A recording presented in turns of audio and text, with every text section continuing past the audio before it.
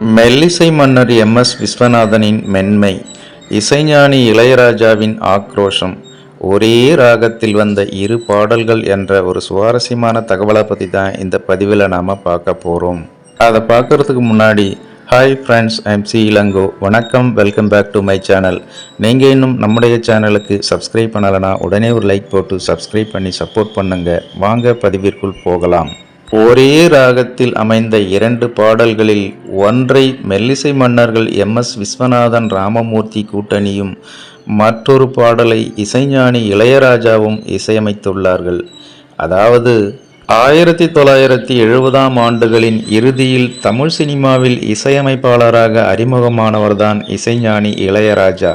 அதனைத் தொடர்ந்து பல ஹிட் பாடல்களை கொடுத்து தமிழ் சினிமாவின் தவிர்க்க முடியாத ஒரு இசையமைப்பாளராக உருவான இவரை தேடி பல இயக்குநர்கள் படையெடுக்க தொடங்கினர். 1990ஆம் ஆண்டுகளில் இசை புயல் ஏ.ஆர். ரஹ்மான் என்ட்ரியாவதற்கு முன்பு தமிழ் சினிமாவில் வெளியான பெரும்பாலான திரைப்படங்களுக்கு இசைஞானி இளையராஜா தான் இசையமைத்திருந்தார்.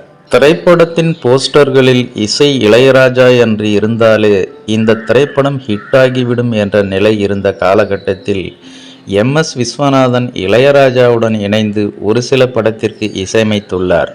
அதேபோல் இசைஞானி இளையராஜா சினிமாவில் என்ட்ரி கொடுப்பதற்கு முன்பாக தமிழ் சினிமா இசை உலகில் முன்னணியில் இருந்தவர்கள் மெல்லிசை மன்னர்கள் எம்.எஸ். விஸ்வநாதன் ராமமூர்த்தி கூட்டணி. இவர்கள் இருவரும் ஒரு கட்டத்தில் ஏதோ ஒரு காரணத்தினால் பிரிந்து விட்டாலும் மெல்லிசை மன்னர் எம்.எஸ். விஸ்வநாதன் தனி ஆளாக பல ஹிட் பாடல்களை கொடுத்துள்ளார். அந்த வகையில் 1961ஆம் ஆண்டு வெளியான பாக்கியலட்சுமி என்ற திரைப்படத்தில் விஸ்வநாதன் ராமமூர்த்தி இணைந்து இசையமைத்திருந்தனர். இளம் விதவையான சவுகார் ஜானகி பாடக்கூடிய ஒரு பாடல்தான் மாலை பொழுதின் மயக்கத்திலே நான் கனவு கண்டேன் தோழி என்ற பாடல். அன்றைய காலகட்டத்தில் மட்டுமல்லாமல் இன்றும் இந்த பாடல் ரசிகர்கள் மனதில் நீங்காத இடம் பிடித்துள்ளது. கவியரசர் கண்ணதாசன் இந்த படத்திற்கான பாடல்களை மட்டுமல்லாமல் இந்த பாடலையும் எழுதியிருந்தார். இந்த ராகத்திலேயே இசைஞானி இளையராஜாவும் ஒரு பாடலை உருவாக்கியுள்ளார். அந்த படம் வைதேகி காத்திருந்தாள்.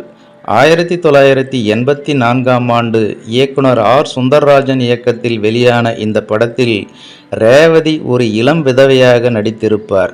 ரேவதி பாடுவது போன்று வரும் ஒரு பாடல்தான் அழகு மலர் ஆட அபிநயங்கள் கூட சிலம்பொலியும் புலம்புவதை கேள் என்ற பாடல். பாக்கியலட்சுமி, வைதேகி காத்திருந்தாள் ஆகிய இந்த இரு படங்களுமே ஏறக்குறைய ஒரே கதை அம்சத்தை கொண்ட படங்கள்தான். அதேபோல் இந்த இரண்டு பாடல்களும் நல்ல வரவேற்பை பெற்ற பாடல்களாக ஒரே மாதிரியாக அமைந்திருக்கும். அழகு மலர் ஆட அபிநயங்கள் கூட என்ற இந்த பாடலை கவிஞர் வாலி எழுதியிருந்தார். இந்த இரு பாடல்களுக்கும் இடையே பல வித்தியாசங்கள் இருந்தாலும் மாலை பொழுதின் மயக்கத்திலே என்ற பாடல் மென்மையாகவும், அழகு மலர் ஆட அபிநயங்கள் கூட என்ற பாடல் ஆக்ரோஷமான கோபத்தின் வெளிப்பாடான பாடலாக இருக்கும் என்பது குறிப்பிடத்தக்கது. ஓகே ஃப்ரெண்ட்ஸ், ஒரே ராகத்தில் மெல்லிசை மன்னர் எம்.எஸ். விஸ்வநாதன், இசைஞானி இளையராஜா உருவாக்கிய இந்த இரு பாடல்களை பற்றி நீங்கள் என்ன நினைக்கிறீர்கள் என்ற உங்களோட கருத்துக்களை மறக்காம கமெண்ட்ல பதிவிடுங்க.